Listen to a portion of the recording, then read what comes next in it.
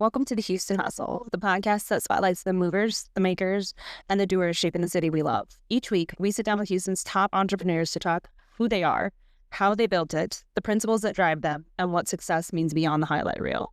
This is real hustle, real stories, real Houston. Okay. Welcome to the Houston Hustle. I'm Dr. Paige Ward. And I'm Dr. Charlie Ward. And today we have our guest, Brent Villareal with NearMintPlus. So Brent, tell everyone who you are and what you do. Who I am. I do comics. Yeah, I do comics. Okay. I do comics. I do cars, but I'm mainly known for comics in this stage of my career. Okay. How long have you been doing comics? Business-wise, since 2014. Okay. Yeah, What- business-wise. But like beyond that. Oh, beyond that, since the late 80s. Okay. You're always liking comics. Oh, yeah.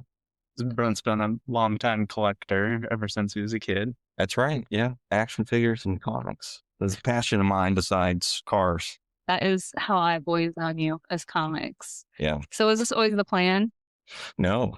Like I said, I was cars, so I built a lot of cars and have a different entity business that focuses on custom 3-piece forged wheels for cars. So they're built to order. So we build a lot of wheels for some of the fastest hypercars in the world. But I transitioned out of that. To jump into another passion, which is comics. I've only been good at things that I'm passionate about. Do you like hyperfixate on these things? I don't know hyperfixate, but I tend to be more knowledgeable about, maybe it's probably my ADHD as well. So I only focus on things that, You're passionate about. I mean, that makes sense. So tell us more about the business. Like what do you all do with comics? well, everything I do is on a more premium scale. It's curated. So we were the very first class operation in comics to have ever existed. Oh, wow. So I basically took some of the practices from my other business and incorporated that into what used to be called IG Comic Store. Mm-hmm. And yeah, we became one of the largest online retailers in the world. And I did that in 5 years. Wow. What were your processes for this? Crap, there's a lot of stuff, a lot of moving parts that happened. But, the main focus for me was I'd watch what everybody else was doing, right? Success leaves clues. Both successfully and not. Some guys have great ideas, just poor execution, Right. right? And I've been on the other end of that more times than I can count. So I realized, though, I got to stop worrying about what other people do and just do what I do what I want to do, how I want to do it.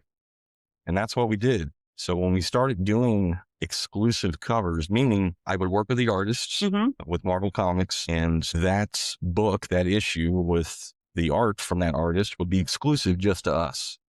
So if you wanted it, you had to come to us to get it. And there was a lot of different stipulations. So I don't know if you want me to break all that down, but The stipulation. it's a lot to unpack. Okay. Well, so to do such a thing like this, to embark on such an endeavor with Marvel Comics, it is a big financial undertaking. They require you to buy 3,000 books if you want to do if you're just doing a trade dress. And then if you want to do what's called a virgin cover, which means there's no text on the book, it's just basically the art. You have to buy 1,000 copies. We're talking 4,000 copies, which is just a lot. I've yet to see anybody sell that many books, any big retailers. So what I would do is pick out the best copies and limit them to 600 copies, 500 copies. And so I went through a lot doing that, because a lot of guys would be like, oh, you're lying about the print run. They made you buy 3,000. And I caught a lot of different backlash from a lot of other entities that saw what I was doing and saw the success of what I was doing, and, tried to spin it on me to make it look like, I'm being dishonest. But I had COAs, and I did a lot of live videos to show like unboxings and stuff. You remember that, right? Yep. A lot of live unboxings. Why I did what I did, to show that when we get these cases in, not all these books are mint. They're not, some of them are trash, and nobody wants to pay, premium money for a product that's not premium.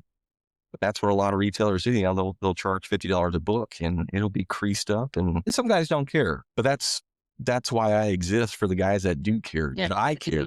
high level, more premium. So Everything I've ever collected, all my back issues, part of the reputation that I cultivated was being known for the guy to go to if you wanted something in NearMintPlus or better condition. And that's where then he from. Well, and so, yeah, and that NearMintPlus was always a back pocket name that I kept, that I've owned for a while. oh, And I didn't use it because I had IG Comic Store, but I sold IG Comic Store in 2021. Probably around there. I forgot. 2021, I think. It's 2021. And I stayed on for a little while. I won't go into the details of that, but I tried to get out of the comic business, and I got sucked right back in, because there was a lot of guys that just preferred to still buy from me. And there's certainly a lot of different artists that preferred to just work with me. They wouldn't work with anybody else. What are some of those artists that you typically work with? Well, now it's just specifically, for the time being, with just one, which is Scott Williams. And Scott and I have done quite a bit together. In fact, I remember when I found out that he came back to Marvel Comics, I did an exclusive variant for Uncanny X-Men 211 with the artist that did that cover. His name is Scott Swerson. And they had a variant cover for that Scott did, but there was no image on Diamond's website. And Diamond was the distributor at that time, Diamond Comics. Or I think they are out of business now, went bankrupt, something happened. But they would have pictures of everything that what retailers could order. There was no pictures, and all it said was Williams variant. And, you know, these investments, I said that, you know, they were big endeavors, you know, Yeah. you're talking 15 to 20 grand per exclusive to do. And just mind you, I have done over 110 exclusives. So it's definitely not, you can't be weak in the stomach if you take a hit. you gotta be willing to invest and just go out on that limb. Exactly. So, but I didn't go all in on that ratio variance, because his was a 1-in-50 ratio variant. I know I'm saying some stuff that means nothing to a lot of people, but basically it means to get that book, a retailer would have to buy 50 copies to get one copy of that book. But because I was buying 3,000, they let me use that as, you know, I could buy, that'd be like 120 copies I could have got. I think I got like 50 of them because I just didn't want to take a chance. Yeah. And a lot of retailers actually underordered that book. That, you know what I'm talking about. It's got Cyclops Wolverine on the cover. Yep. I'll send you a picture in case you want to cut that in. But when I saw it, I was like, whoa, you know, that kind of looks like Jim Lee. The art looks amazing. And I was staring at it. And my son at that time, Nick, you met Nick. He was living with me. He had just started living with me at that time. And he noticed the signature on it. It said Williams, and the old X-Men 1 gatefold, one of the most iconic X-Men covers ever produced in the 90s. The highest selling one is the only book that's ever sold over 10 million copies. Oh, goodness. Yeah, that'll never happen again, ever. That was a very special time in comics.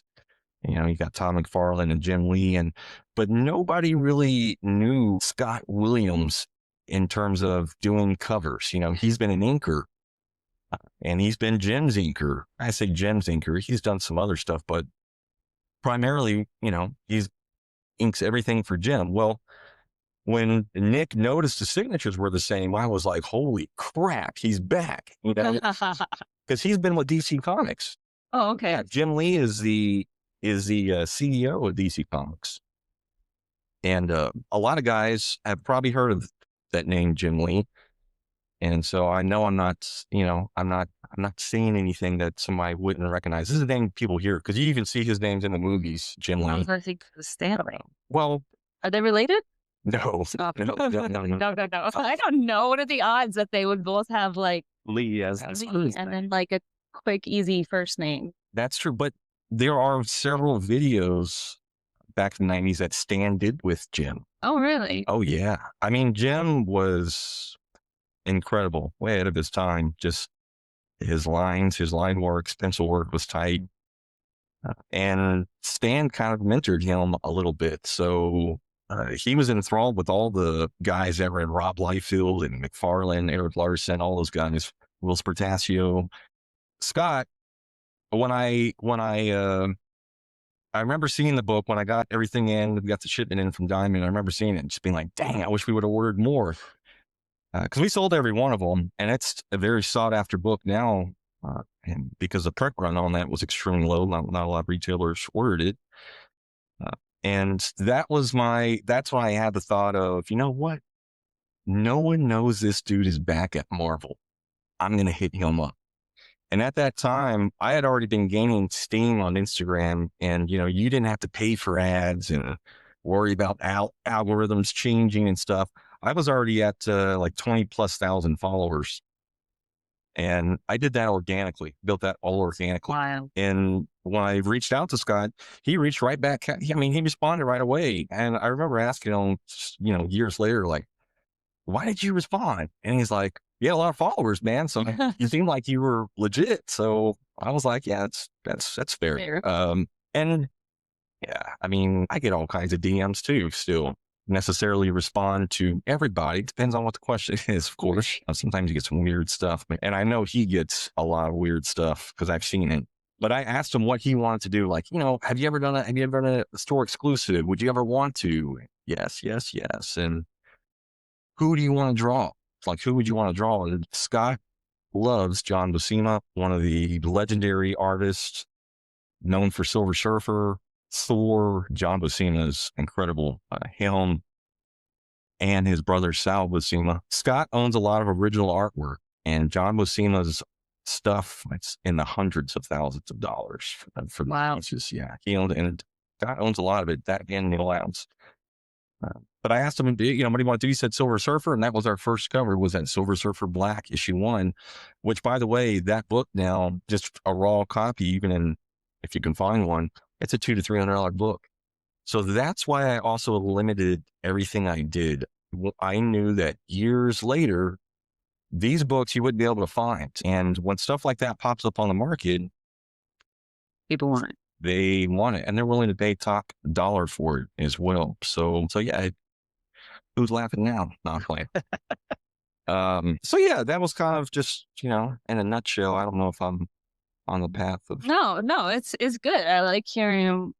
I was going to ask you like how you had met Scott Williams, and so that was. So the first time I met him, and this was, I was always doing weird, just completely out of the box stuff again. And, I'm creating my own world. I'm watching what everybody else is doing.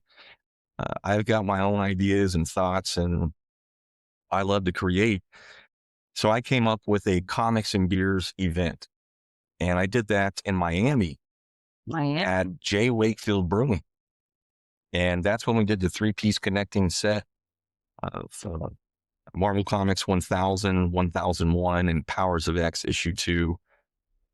Which paid homage to Jim and Scott's iconic cover to X-Men 1. And I asked him, like, what his artist fee was and stuff. And he didn't even know. He's like, comics and beer, like, it doesn't make sense.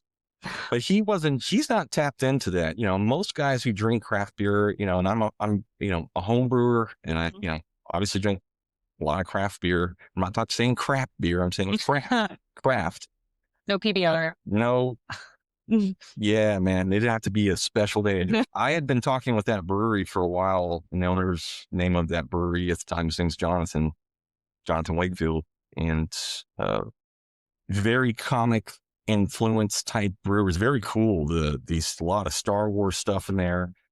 And so we flew Scott out there. We flew out there, took all our books. We had a little mini comic con at the brewery. We had beers. Remember the beers? Special made Uncanny Hop Force. Uncanny Hop Force. And we had a couple artists come out, and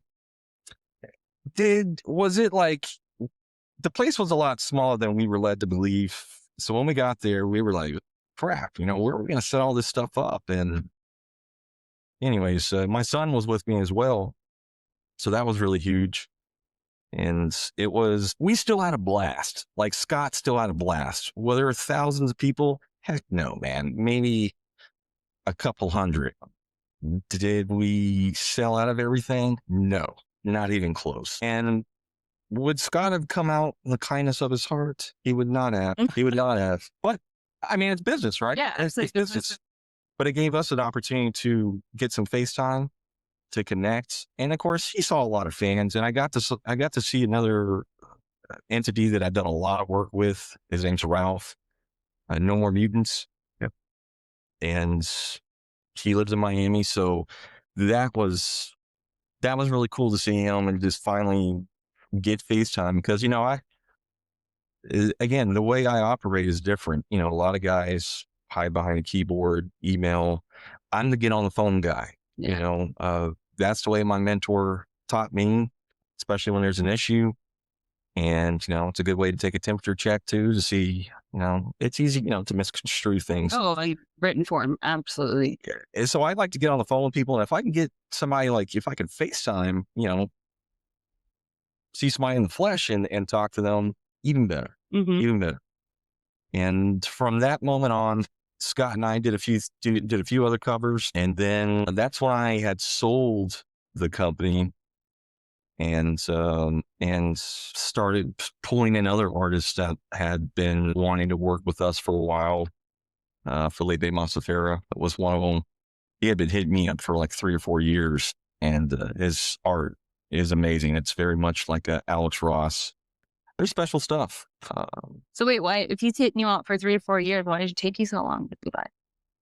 You're just like, nah. There was a lot of, and I don't want to share a lot of his personal stuff that he was going through, but yeah, there were some things, I'll just call them some box that needed to be checked before That's fair. I start pushing your name.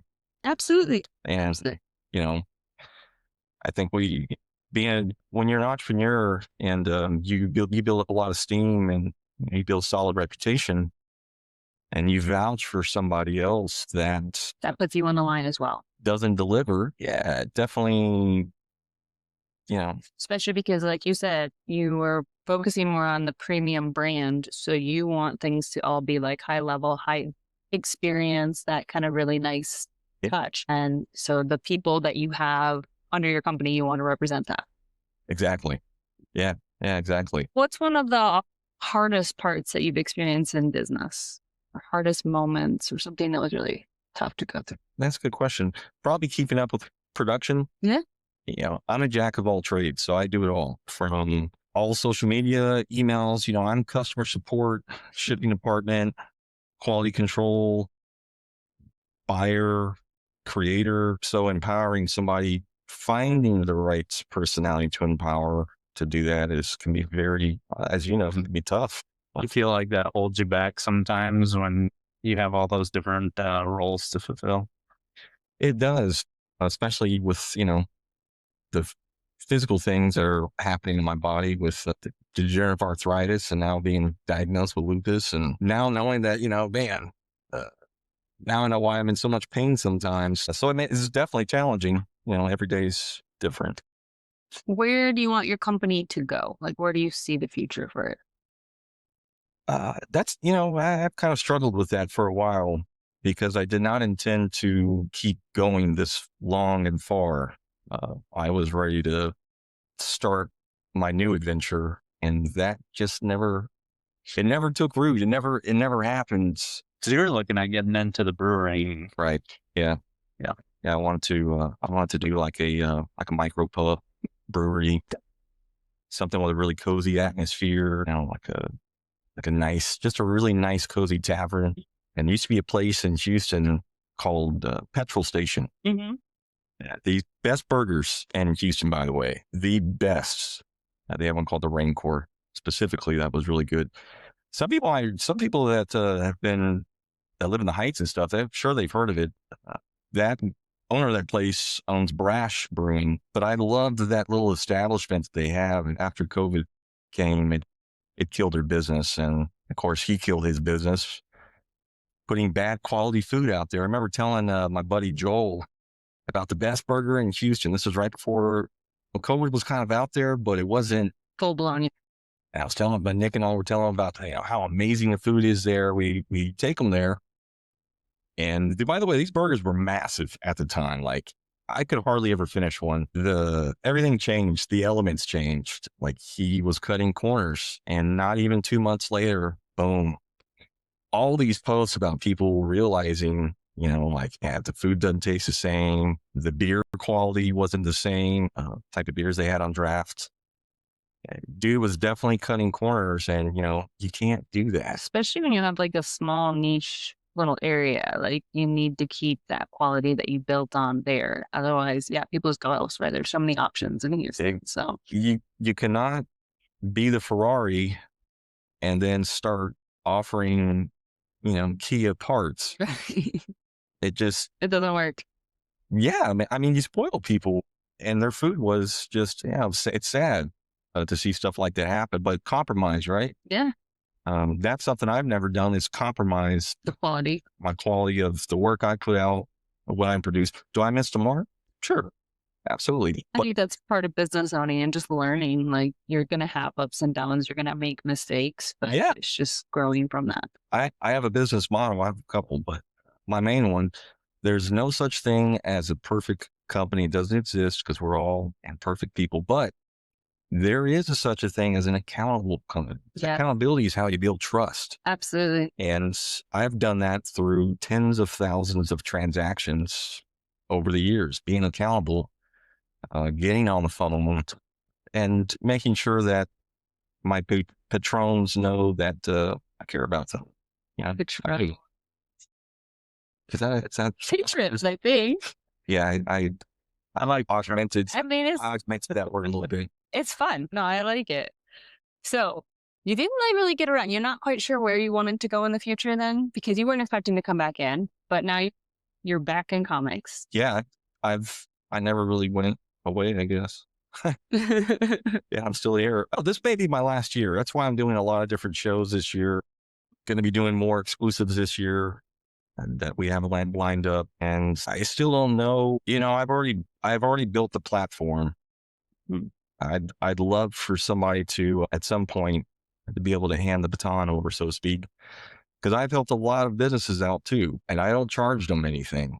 It's free advice for my own lessons, hard lessons that I've had to learn. And a lot of these guys have taken it and have succeeded, which is good for them. So do you still enjoy it? I do. Yeah, I do. I have fun with it. I think I probably have more fun. I get more joy of seeing other people light up. Yeah.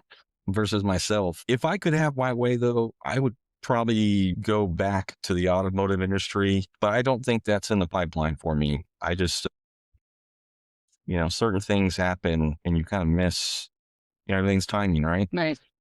And I've missed certain moments that I'm going to be 44 in like a week or so from now. So I can't go through these build-up phases of you can putting 10 years to build up. Let me say this. I can't, I don't want to. There's the difference. Because I've been entrepreneurial. What you don't know is I've been entrepreneurial since 2005. Yeah. I put on the Houston Beer Fest, which was a huge success and disaster at the same time, because we had ran out of beer at like 5 p.m. Mm-hmm. And there's a lot of pissed off people, guys I was working with, which I don't mind putting them on blast still. I won't mention names, but they were greedy and kept letting people in. We had 30,000 plus people. It was downtown in front of City Hall. Okay. So if anybody's watching this and knows what I'm talking about, Houston Wine Fest, Houston Beer Fest. That's where so I was responsible for getting the people there. That was my partnership. That was my goal, my job. And that's what I did. That's actually how I got into craft beer, though. Learned about brewing and stuff and started drinking different beer. And, if I could do anything, it'd probably do something with cooking. I'm just not willing to hustle that hard, though, to make $1, but I love to cook. I love to cook for other people. And I think I've gotten pretty good. That's one thing I'll brag about. I'm pretty good at cooking. Well, that's good. Yeah. Good life skill. I can make a steak just as good as Perry's, if not better. Nice. You can hold me to that. You're looking at me like, I'm not talking. Yes. Okay, so I have to ask, because you brought it up. Oh. What are some of these weird things people have asked you in your DMs? Oh gosh. I don't even know where to begin. I've had people try to convince me to buy their collections. I've been asked a lot of weird things, and I'm trying to figure out what's the weirdest one. I'm just not known for certain things like Pokemon. Right. It's another one. Beanie Babies. They want you to buy their Beanie Baby collections. And I remember I remember giving this guy a little bit of time, and it was really his wife. I remember giving him some time on the phone, and she, showing me everything. Thousands of them, and they wanted like 15 grand or something they were still buying into that belief that your babies were going to be worth. And they were really mad that I didn't bite. And after that, like, it became like this, like, I had to block them eventually. And it's, yeah. Nuts. I know. That was probably and that stuff like that has happened before as well, where people just get offended. And that's why, and I don't get on the phone with these people. Yeah, you gave us time. You didn't need to do that. They said, I wasted their time. And I was just like, you contacted me. I took time to reach out and contact you. And it just, look, man, like, I gave him tips on how to sell, what he could do, outlets. And I even tried to, if I have resources that I can share with somebody, I'll do it. I like to give. If I have something I can provide and I can just give it to you, you don't have to go find it. I'll give it to you. If I feel like you can do something with it. And of course, I don't know anybody that deals with Beanie Babies. So, sorry, Chuck, but you suck. Chuck sucks. Yeah. What would you say your biggest or most successful cover has been so far? Most successful exclusive in terms of, I don't know, that could be measured out in different ways. Which one are you most proud of? Gosh, there's a lot of them. Silver Surfer Black issue 1 is special to me because that was the first cover that I did with Scott. And that was the bridge to build our working relationship that we have now, which turned into a friendship. And because I care about him as a friend, not just as a business partner, but I generally care about his well-being, his health, everything, mental state.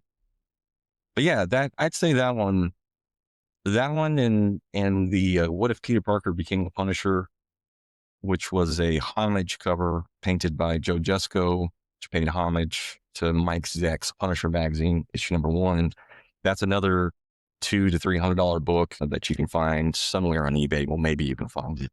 It's only 600 copies of that. But yeah, I'd say those two. So I'm measuring success of the value of when I did those books. They were $50.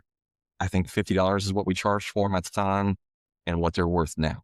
So they held their value, if not increased. Well, they've quadrupled in value. And a lot of the books I've done that. There's probably about 4 books that gained a little bit, but not as much as everything else. And so that's always cool to see that kind of stuff to the marketplace. Anyway, okay. Well, for our listeners, how do they get in touch with you? You can reach me on Instagram, NearMintPlus, NearMintPlus with an underscore. And if you're on Whatnot, you can find me on Whatnot, NearMintPlus, no underscore. Or you can go to ScottWilliamsInc.com or NearMintPlusComics.com. Both URLs feed to the same server, so I did that on purpose. Oh, nice. I love it. Yeah, I did that on purpose. So just in case, Scott didn't know how long he was going to keep going, and I didn't know how long I was going to keep going, and that way we wouldn't hold each other back. I thought to myself, just, from a marketing standpoint, for meta tagging and stuff, I did not want to lose searchability either. Yeah, absolutely. And NearMintPlus Comics is it ranks high. Smart. And so, yeah, these are just things that I've acquired over the years. I can build a website. I will say I've been fortunate enough to work with some of the best people in the industry, some of the most knowledgeable people in the industry when it comes to web design, SEO, meta tagging, social media, and then providing just quality customer service, which is important. Which I give props to my mentor JR, which was my business partner at IG Comic Store and ISS Forged. And he's still a good friend of mine. Nice. Well, thank you for being on the show today. Thank you, Brent. Thank you. That's it. That's it. Crazy. We'll see you next time. You've been listening to Houston Hustle, celebrating the entrepreneurs who are shaping our city. If you enjoyed this episode, subscribe, leave a review, and share it with someone building their own dream. Until next time, keep building, keep learning, and keep hustling.